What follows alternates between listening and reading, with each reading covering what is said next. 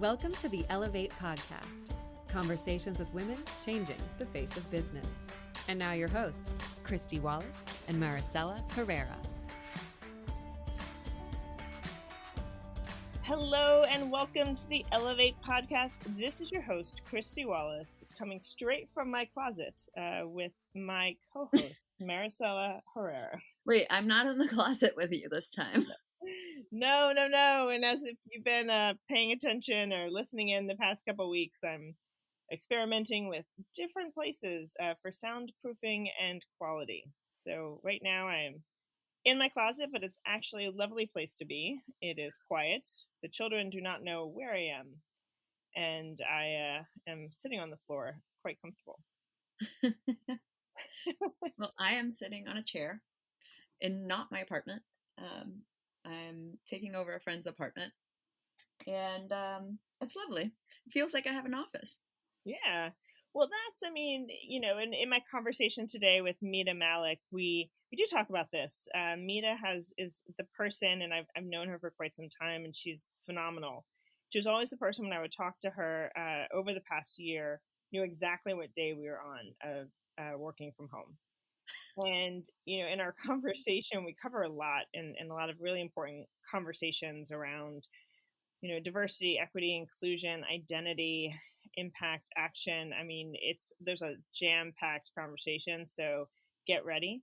But one thing we do talk about is, this working remote and how our lives have changed and looking for, the beauty in that and ways that we can appreciate it. So I'm appreciative of the fact that I have discovered new corners of my home and how to be productive in them. And I will always remember being in this closet talking to you, Maricella. I mean, I think the closet thing will stick around. Yeah, I've become very appreciative of my friends who loan me their apartments while they're away, so I can feel like I'm going to an office. Especially this friend, because she lives in my same building, and so it is extremely convenient just to change scenery every once in a while. Yeah, no, that's nice. I mean, finding different places to work from and in your home, and it's now that it's getting nice out, maybe the park. Yeah, that'll be I should try that actually. That'll be a nice little change of pace. A field trip, a New York City field trip. I like it. This episode is sponsored by the Cornell S.C. Johnson College of Business. The Cornell Executive MBA Americas program is designed for goal achievers from any industry. Advance your career without interruption, gain global business and leadership perspective, and broaden your professional network as you connect both virtually and in person with faculty and classmates. Achieve your goals with the Cornell Executive MBA Americas program. On the weekend and in a city near you. Search Cornell eMBA Americas in my city today. Let's get to my conversation with Mita Mallick.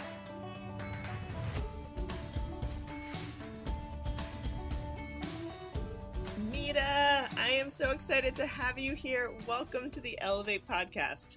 Kristy, I am just thrilled and honored, and I have been waiting for this conversation. I know I kept telling you we need to get you on, and I'm glad that it finally happened. For our listeners, Mita Mallick and I met through a mutual rock star and friend who has also been on the podcast, Kate Luzio, who is the founder of Luminary in New York City. And Mita and I were on a panel there together, and we just hit it off. Like, the whole panel was amazing, and we all got along. We had just such great insights that were very complementary to each other. And it's been magic ever since. So I'm glad we finally got you here. Yes, and a shout out to Kate Luzio and Luminary, who's the magical connector. So yes, always. Thank you. Kate is someone with a network that she knows how to make very meaningful connections. She's great. Absolutely. So Mita, I wanted to get us started learning a little bit more about you. You've got just a great history and background, and was hoping you could share a bit of that with our audience. Well, I'll start way back in the beginning, which is that I'm the proud daughter of Indian immigrant parents. My younger brother and I were born in the U.S. and raised most of my life outside of Boston. And I really felt like I did not belong in my community growing up. And my peers let me know that every single day. We were about, I think, three or four, a handful of families of color at the time. And I was bullied a lot, both verbally and physically, growing up in my transformative years. And it was clear that I didn't belong in my community. And I also was growing up in a time and in a place where I didn't feel like I belonged in the world. I didn't see myself reflected in products and services and TV shows.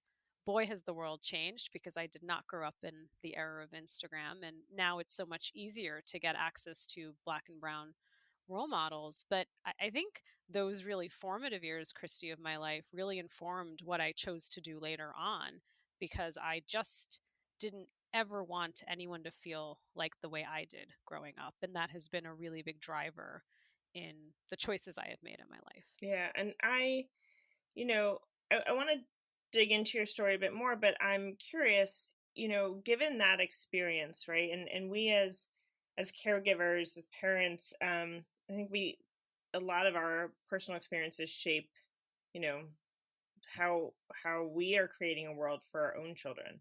Has that shifted your thinking, or has it, made your experiences more powerful or relevant, given you're watching your own children grow up in this environment? It's really hard, and I think it actually makes it really painful to revisit those experiences now, thinking about it through the lens of my children, and that could happen to my children. And one of my most formative experiences, which I can't remember, since we've shared so many things, Kristy, over the years, if I've shared this story with you, but I've had a lot of different bullying experiences happen in my childhood.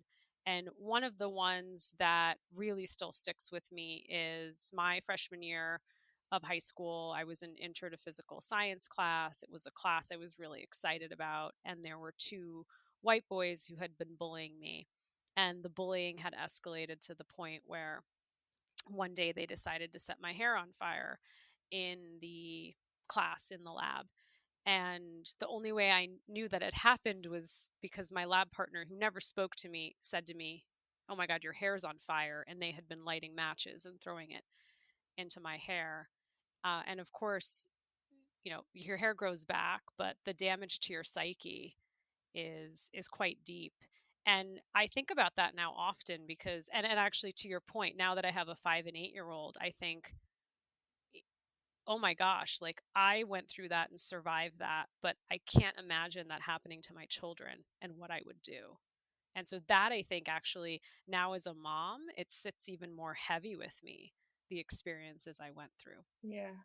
You in those moments, and sorry for asking a question. I know that this is painful for you, and I know that it's, difficult to talk about, and thank you for your vulnerability and for sharing this with us. But if it's okay, I would love to ask around allyship and advocates, and during those times, peers, Mm-hmm. adults, Mm-hmm. teachers. I mean, did you have advocates who rallied behind you?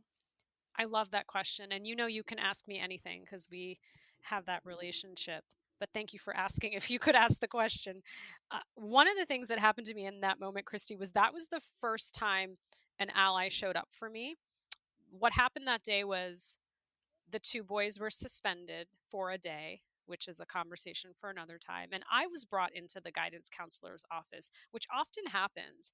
And this is also a theme of what's happening in our workplaces, which I want to chat about more later, is that suddenly I was also like, I'm the victim in this, yet I was made to feel very shamed about it by being brought in with them, almost as if I had done something wrong. But the guidance counselor happened to be the coach of the girls' varsity cross country team. And as my husband will attest to this day, I am not very coordinated, but I run very fast. And so he saw that in me and almost forced me to join the team.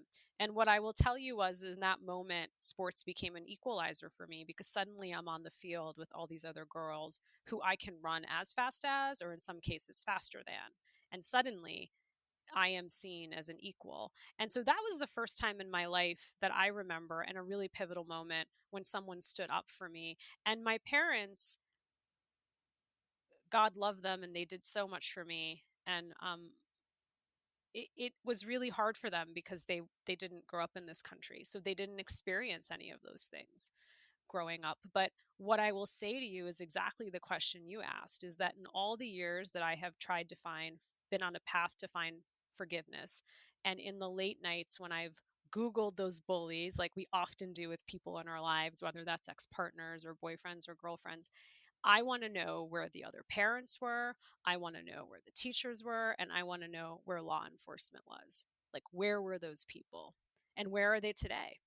Yeah. I mean, it's I mean, it's a key question to ask, right? Because you reflect on your experiences, but we think more broadly about, the children we're raising, and, raising to appreciate diverse identities, that not everyone looks the same, nor should they, that people, show up in different ways, diversity in storytelling and books and media, and how that extends to us in the workplace and in the world.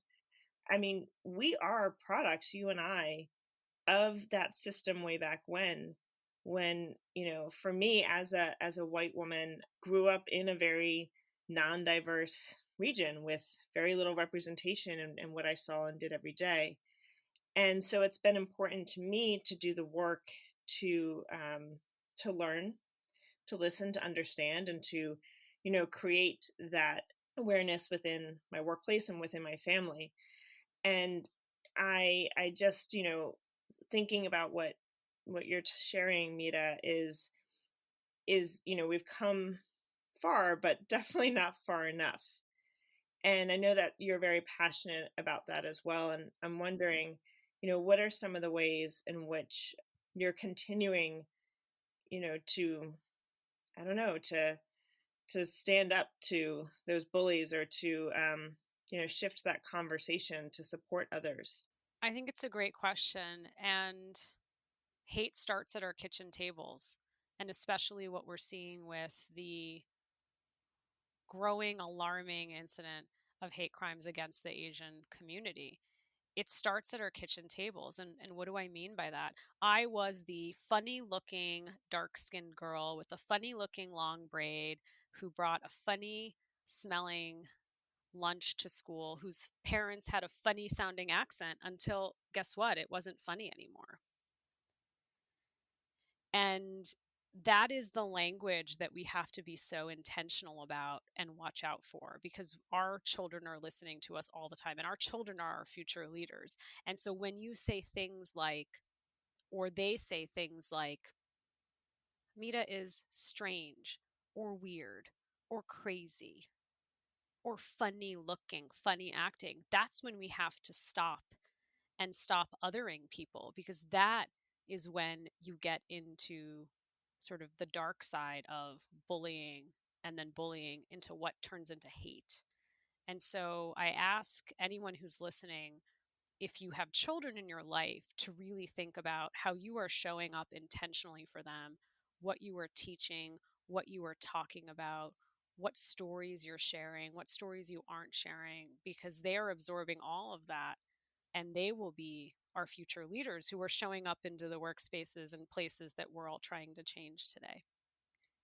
Yes, I couldn't agree more. And I think, beyond our children, which it's so important, everything you've said is around our peers and our family, and I think, I mean, it's racism and inappropriate comments, bias, have shown up, you know, throughout our lives, but more so in the past, I would say, 4 years, and then more specifically the past year. Black Lives Matter and the rise in hate against Asian Americans is, you know, this. I don't know the right word for it. I mean, it's almost, as if people have become more comfortable. Like, it used to be, it feels like it was maybe hidden, or maybe I just didn't see it, and now I can't not see it. And how do we speak up against that? You talked about the conversations with our children, but what about with our peers? I think exactly what you said also extending outside of our children to older family members, individuals of a different generation, when they're using terms or saying things that are just wrong, inappropriate, in some cases sexist, racist, homophobic, to educate and call them out on it. It's our responsibility to do that. And when it comes to the workplace, it is what I remember seeing on the New York City subway, and can't wait to get back on the subway. But if you see something, say something. Too many of us are bystanders watching things happen, and I wonder how things might have been differently in my happened differently in my transformative years if more people had just stood up for me. And listen, I'm not saying this is easy. Advocacy will cost you something. You know, a lot of people use the word ally. I like to use the word advocate. Ally to me is a little bit more passive. It reminds me of high school and studying like countries signing secret treaties and allyship. But advocacy will cost you something. It's not for free. It's going to cost you your comfort, your pride. It's going to cost you your security, whether that's like your emotional security, financial security, and you will make mistakes along the way. And to stand up when you see things that are, injustices or people being treated in ways that in which they shouldn't. Too many of us are watching these things happen and not speaking up. Because if there is myself and you and in a working relationship, and I am screaming at you or yelling at you or treating you disrespectfully and doing all of these things, I'm likely not going to do anything about it because I don't know. Like I am, I think what I'm doing is entirely appropriate, and you are the victim of my actions and my bullying. So neither of us in that relationship might feel comfortable speaking up about it. But what about everyone else watching? What are they doing? That's my question. Yeah. I mean, I think about that a lot because I mean, when you were telling the story about your childhood, like I don't think I'm the type of person who fights back. Actually, I have a twin sister, and she was the one who kind of always did that for me. And so, as an adult, they say that you might not feel comfortable advocating for yourself, but you'll advocate for your kids. You'll advocate for on behalf of others. It's kind of that, protective, nurturing, just natural instinct in us. And how are you advocating for others, Mita? What are some of the ways in which you've been able to show up? I'm curious if we could learn from some of the things that you do.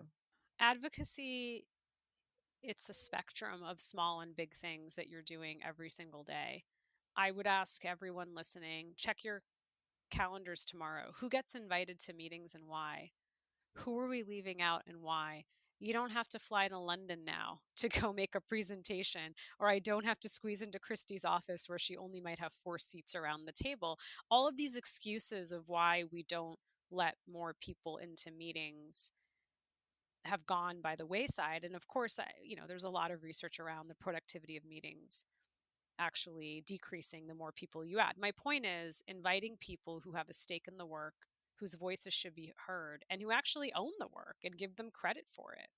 Why do I have to present Kristy's work in a meeting? Why isn't Kristy coming in to present the work? Now, maybe there's a time and a place where there's a moment where it's an exec meeting and I actually can't bring Kristy, but usually now you can because many of us who have the fortune of working from home and are not frontline workers, god bless frontline workers who are keeping our economy going, we're working from home.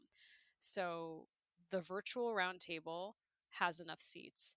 I think that's one thing I really look for, to see who's in a meeting and why, who's getting credit and why, who's presenting and why. And then small things. If I hear someone's name being mispronounced and I know it's being mispronounced, I will stop and say, if someone has kept saying Kristy, I will stop and say, Kristy, can you remind me how you pronounce your name again, just for all of us? So there's so many ways to do it if you don't feel comfortable in the moment. Also, to be connecting with someone outside of a meeting to say, hey, I didn't know. I don't know if you realize this, but Mita's name is actually not Mita, it's Mita. And I could go on and on, but there's so many ways that we can just be showing up for each other and just watching what's happening in team dynamics and meetings, and how we can just make that a better experience for all of us. Yes, and there's also this aspect of, putting in the work. The more we personally listen and learn and educate ourselves, I think the more aware we become of these, microaggressions or when bias and racism show up. Mita, you've inspired me greatly over the course of our friendship, and you have such a powerful voice that we're fortunate to learn from, where you share your real stories and perspectives on what's happening in the world. And I wonder, how did you find that voice? And you've told me you love writing, it's something you're passionate about, but share with me more about your process, and what are some of the pieces that have really been most impactful for you to put out there? Yeah, I've been writing, as I had shared with you, as a young child, and so I've always just really enjoyed storytelling, which is why I have had a long career in marketing, and then transitioned to the DE&I space and really think about that intersection of inclusion and marketing. I've been writing for a long time. I think the pandemic also gave me a chance to reflect on the things I wanted to say. And all of our stories were rewritten last year and are constantly being rewritten. And honestly, Kristy, for me, writing is therapy. I feel like when I share those stories, I am happy if it resonates with someone and if someone can learn something. But then I also feel like I've released the story and it's no longer my own. And there's some healing in that by telling a lot of the stories from growing up, or also what I've experienced in organizations. So that's the view I have. I also think when you go through really poignant moments in your life, you start to think about what impact you want to leave in the world. And I lost my dad very suddenly, February 14th of 2017. It's been 4 years since his passing. And that moment, and when you lose someone so suddenly, and when you go through grief, and the pandemic is also another form of grief. We're all grieving what we thought our lives were, and what they might be or might not be in the future. And then many of us have lost loved ones to COVID. I think it actually gave me strength to say, like, what would my dad want me to do? Like, what do I have to hide? Why wouldn't I share any of this?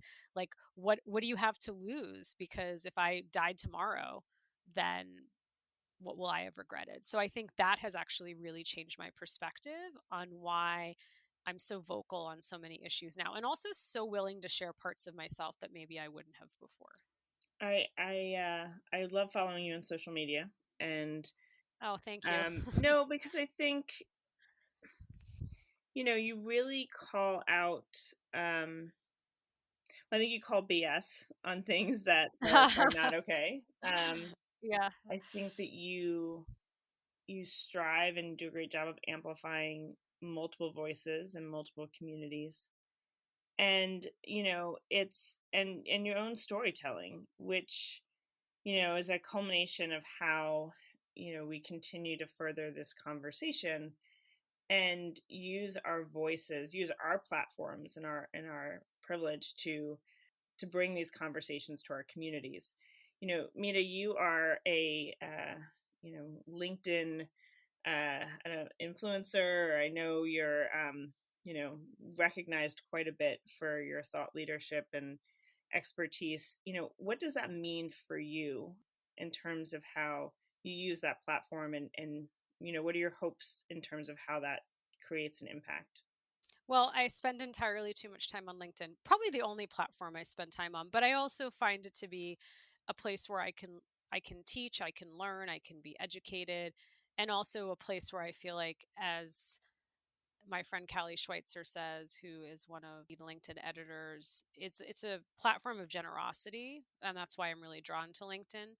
And who knew they give out awards? Because I was awarded the LinkedIn Top Voice last year, and I said to my husband, "See, wow, they actually give out awards for this stuff." Clearly, I didn't know that, and that's not why I did it. I actually started using LinkedIn several years ago when I used to run employer brand at Unilever. And somebody on my team who is, I would consider a mentor to me, said to me, you know, you like to read and you like to write a lot. You should think about LinkedIn as a platform. And so really, it's not something that maybe people have started noticing what I'm writing now, but it's something I've been doing for a while because I thought to myself, if I'm learning and reading something, I'm just going to share it with others. And I mean, there's so many examples, but something I read recently that really resonated with me, which you might have seen, was this piece in Elle magazine talking about, you know, what does the beauty industry owe the Asian community? And, you know, the beauty industry owes the Asian community a lot. And like being a beauty marketer for many years, that really sat with me thinking about how much money the beauty industry has made capitalizing on beauty trends that are part of the Asian community, whether that is um, you know, rice water from Japan, or, you know, jade rollers from China, or sheet masks from Korea, and so many amazing, beautiful, ancient beauty rituals that are coming from these countries. And you think to yourself,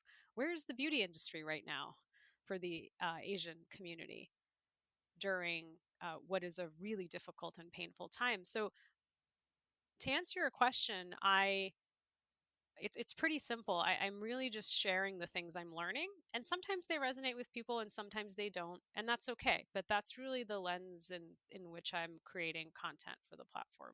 Well, you know, there's been a spotlight shown on brands, particularly over Yes. the past year. I mean, it's been coming, and it'll continue to grow as we look at this intersection of employees, your workers, who, you know, I think are your greatest asset as a company, and, you know, how they want to work for an organization that internalizes those values, not just, you know, markets them. And then from customers who, you know, have more information, are savvier, are more outspoken about where they want to spend their dollars. And I'm curious, you know, as a marketer yourself, like, what role do you see in marketing and aligning with values, speaking out on social issues? And is there specific work that you've done that you're really proud of in that respect? Here's what I would say. If we are now sitting in 2021 and you as a brand organization don't have a strategy or understanding of who your multicultural consumer is, I don't know how you will be in business in 10 years. And I'll just state it simply as that. There is, according to Nielsen, over $1 billion worth of household spending power coming from the Black African American community. And when you total up the multicultural consumer, it's over $3 trillion of spending power. So I don't understand organizations who are not thinking about how they can authentically and with purpose serve these communities. Like that to me is just mind-boggling, right? And I think to your point of like, you can stand for values, but when are you willing to stand up for them? And I'm really proud of the work we had done at Unilever with Good Humor, which many of you know is like one of the leading ice cream brands in the ice cream industry. And Good Humor has not actually owned ice cream trucks since the 1970s, but would you know that that ice cream jingle that you may recall hearing as a child actually has racist origins, and it's tied to minstrel shows. And if you know the history of minstrel shows, it is where white actors dressed up in blackface and mocked and dehumanized and pretended to be Black individuals. And so while the brand Good Humor had actually nothing to do with ice cream trucks anymore, they decided to actually redo the song and educate people on why they redid it. So you can say you stand for values, but when are you going to stand up for them? And you can, as a white leader, marketer, come to me and say, Black Lives Matter. And I will say to you, show me your Instagram feed. And if I don't see any Black talent, people of color, diversity in your Instagram feed, you're not matching your values, as you're saying, Kristy. You could put out statements and you can say these are the things that matter, but then very quickly consumers will look to see how is your company actually operating with the products and services they're putting out to the communities. Yeah, and it's it's long term as well, right? Yes, I mean, yes. we've seen, and I mean, this is broadly in our country, but specifically in marketing with companies, where in the moment, thoughts and prayers and thoughts and prayers, and Yes, yes. we're going to do things, and then you don't hear about it again. Absolutely. And I think it can be overwhelming, as you say. You have to start somewhere. Like, you look at a brand like Ben and Jerry's, which I've also had the good fortune of working with, and they've had a long history of really being built on the Voting Rights Act. I mean, everything they do is with such thought and purpose. And to your point, it is with intent and it is long-term commitment. So you might look at that brand and think, oh my God, like, where do I even start? Start somewhere. Start somewhere and don't stop. So my message to you today is, like, start today. It's okay if you're starting today, because it's never too late to do the right thing. So start today. And someday you can be a Ben and Jerry's. It's not going to happen overnight. Do you think that brands then need to have, like, is it a specific issue that you're advocating for?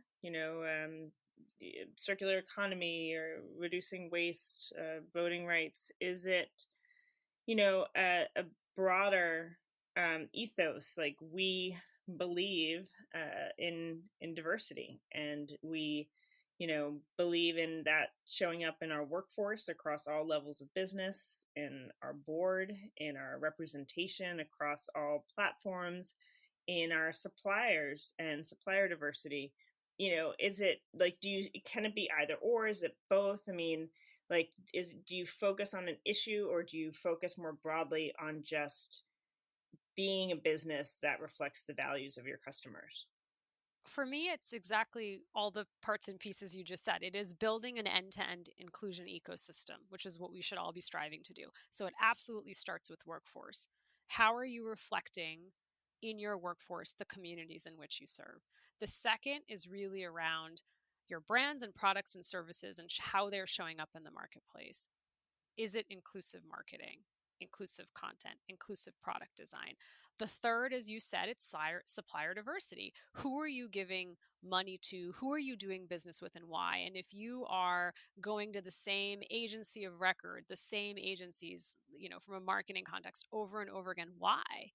Why is that there not diversity of representation from that perspective? Because oftentimes we think of diversity of representation just with our own employees, but in many organizations we're working with many partners, and we should be taking that into consideration. And I think the last piece, as we talked about, is like, what are your values? A lot, defining them and being ready to stand up for them when it matters. And I think that you have to be really careful when you are building purpose driven brands, because consumers can smell BS pretty quickly.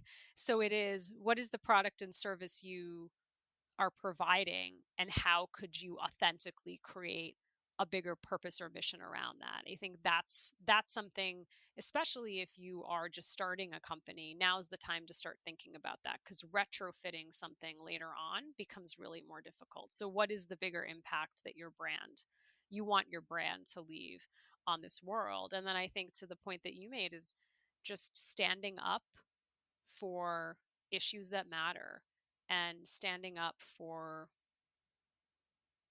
honestly, human rights issues. That's what it really comes down to.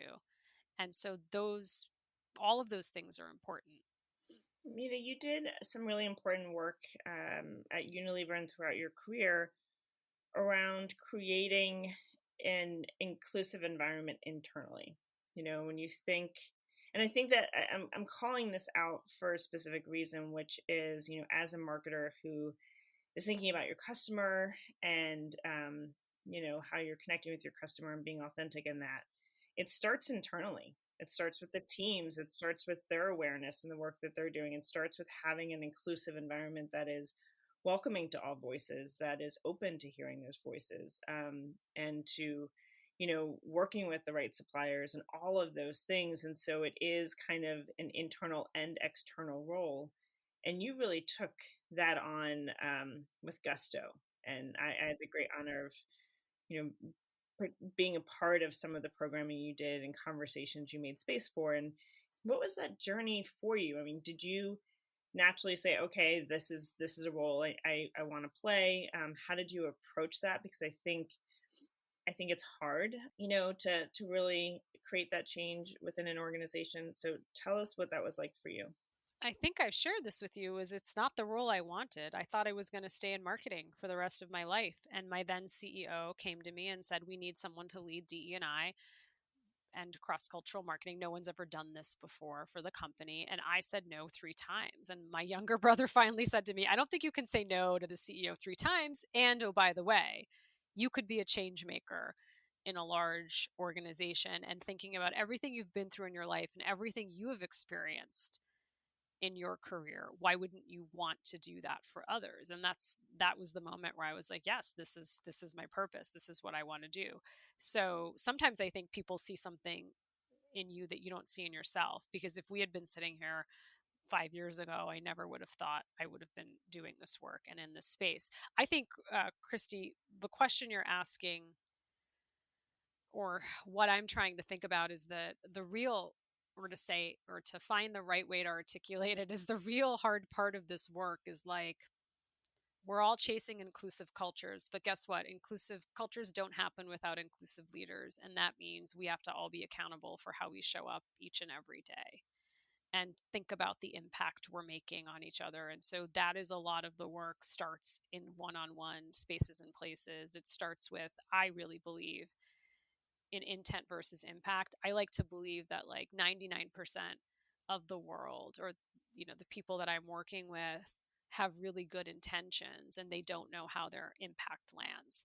And so the question is, are you willing to educate and teach people? Which is why everyone needs to think about how they can have a head of DE&I or create a DE&I strategy, because it is not the work, of underrepresented groups to do this work. So it is not the work of underrepresented groups to drive inclusive cultures and help people understand to be a more inclusive leader. So I am the person, and I am always comfortable talking about, let me explain to you why Black Lives Matter. Let's talk about what's happening with the Asian community right now and the growing increase in hate crimes. Let's talk about how that comment you made could have been perceived as being sexist. So those are the conversations that you have to take the time and space to educate people. And that's the hard work that we have to do every day, because that'll make a difference in how people show up. That's what I'm convinced of. Yeah, that is so true. You mentioned, Mita, being about community and conversation, and I'd love to hear, personally, how has your community supported you, and how have you stayed connected during this time? Well, as are you, Kristy. I am a working mom. I have a 5 and 8-year-old and a partner who also has a demanding job. So I feel like every day I'm toggling between surviving and thriving. I know we're texting a lot about it. And today I'm thriving because I'm talking to you. And, there's like sprinkles of joy and moments today, as there are in every day. I don't have a lot of time. I have been, as many parents in this country, been going back between in school and virtual school, and dealing with an 8-year-old who is struggling with being away from his social networks, as we all are. And what I say is, this continuing journey of grief that's not ending. When you lose a loved one, you've lost a loved one. You're never going to see them again. And here it's like we're trying to wait for our old lives to come back. And I think when our lives restart, it's not going to be what it used to be anyways. So it's this interesting limbo that we're all in. But I would say the best way I'm keeping in touch with so many people is through texting, people sending me jokes or memes, or just saying, I'm thinking of you today. I love when people want to do an audio call because I am zoomed out, as many of us are. And so I think that I'm trying to stay in touch with people in many different forms. And I think LinkedIn, again, is an amazing community. I have, when I have time, have made time to meet new people who have reached out and said, hey, we have X, Y, and Z in common. I'd love to get a virtual tea. And I'm like, yes, let's do it. So I think there's so many different ways in which we're all trying to keep relationships that matter to us alive, and also building new ones during this time. I'm going to go on a limb with kind of a stretch question here. So bear with me, and we may edit Sure. this out. But it's just as you've been talking, something that has stayed with me, which is this concept of time. And I know, during the pandemic and sheltering in place, you were always the person I could go to tell me what day we were on. And when you were talking about your father, you very explicitly said, how much time has passed since you lost him. Mhm. And so it's clear that time is something you cherish. It's something you measure, that you're intentional about. And and when we think also about the work that you do, there's this urgency to make progress, to go faster. And I I guess the connection I'm trying to make here is like, when I speak to you, you feel so centered in the moment and in the time and the intentionality of that. And yet in the work that you do, there's just such momentum, urgency. We need to do more. We need to, you know, create greater change. And on a personal level, do you feel torn between that? How do you see time? I am on a never ending journey to just stay present in these moments that matter. Because if I am too caught up in the fact that progress has been too slow, we can't wait for change, I'm not actually doing the work right now. So that's really how I think about it, is that all of the all of the smaller wins that people will never see or know about in organizations, all of the work that's done behind the scenes, all of that is what will make change. And so, but if we don't do that work minute by minute, hour by hour, then the rest of it doesn't matter. So that's really how I approach it. Like every conversation, every email, every meeting, it matters to be present and to try to make progress in that, because I know there will be a tipping there will be a tipping point. There has to be. But I'm also, as my husband would tell you, a very half glass full optimistic person. I just am. So that's how I choose to live my life, and I have to be if I choose to do this work. Thank you, Mita. I'm going to end our conversation with a quick lightning round, so our listeners can learn a little Ooh, bit more about you. okay. Are you an introvert or an extrovert? I'm an ambivert. I am too. Okay, I don't know good. what I am. Actually, it I'm in the changes. middle. Yes. It changes day to day. Who knows? What's your favorite day of the week? Friday. Friday, as my kids and Yay, I say. Yes. Friday. It's not Taco Tuesday. Not taco. We do sushis on Friday. That's been our thing. Mm, delish. Are you an early bird or a night owl? I am an early bird. People who know me know that I get up at 5:30, and now working for a company that's predominantly West Coast based, I've been trying to find a happy balance medium on that. When you get up at 5:30, do you have a routine? What are you doing? I'm usually staring at the wall. I had this moment the other day where I almost started crying on my bed because I realized I'd been in the corner of this room for the last year. I'm sure many of us feel that way, but I'm like, gosh, this has been my office for a year. But yeah, usually I am just enjoying the peace and quiet and trying to get a cup of tea, as you know, before the madness descends. Yeah, I I woke up early this morning, and I actually had a whole bunch of work to do. And when I first woke up, I was like, "Oh, this will be great. I can go and have some coffee and like get through some of this writing I have to do." And instead, I played solitaire on my phone for, I mean, a good hour. And at the end, I just was like, I'm not going to feel sorry about this. Like that was the sort of maybe mindless me time that I needed, and I needed it, and so no excuses. You needed it. That's take it. You need it.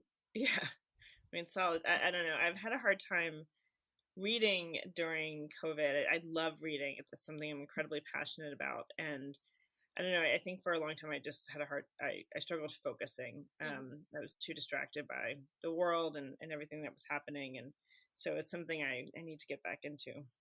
Do you have a favorite recent read, Mita? I thought you were going to ask me that. I was going to say, don't ask me what the last book I read is, because it's Peppa Pig. I don't have time to. I completely agree with you. I read a lot of short form. I'm on LinkedIn a lot, reading what people are posting, but also reading articles, right? There's just so much great content. I don't.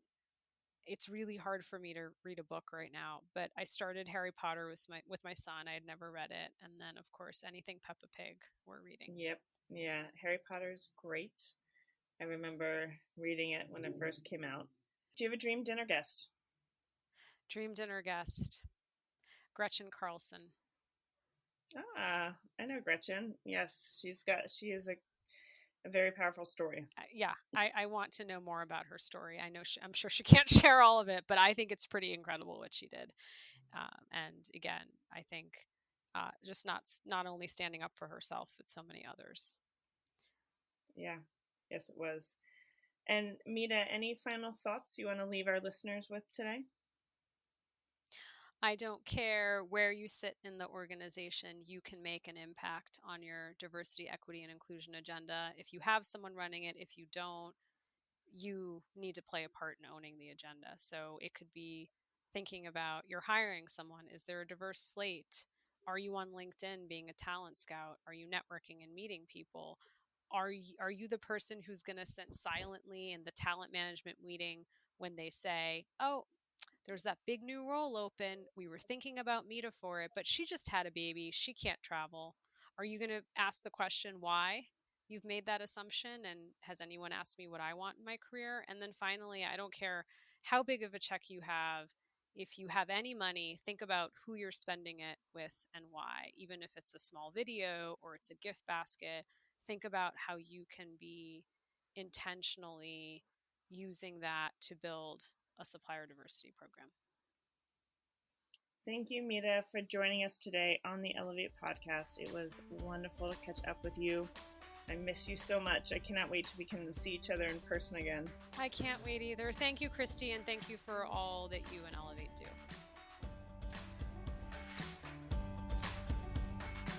Thanks so much for listening to Ellevate. If you like what you hear, help a girl out. Subscribe to the Ellevate podcast on iTunes. Give us 5 stars and share your review.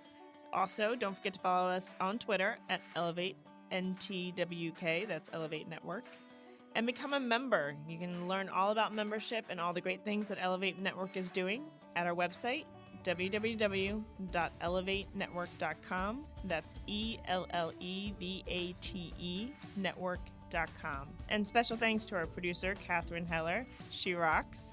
And to our voiceover artist, Rachel Griesinger. Thanks so much, and join us next week.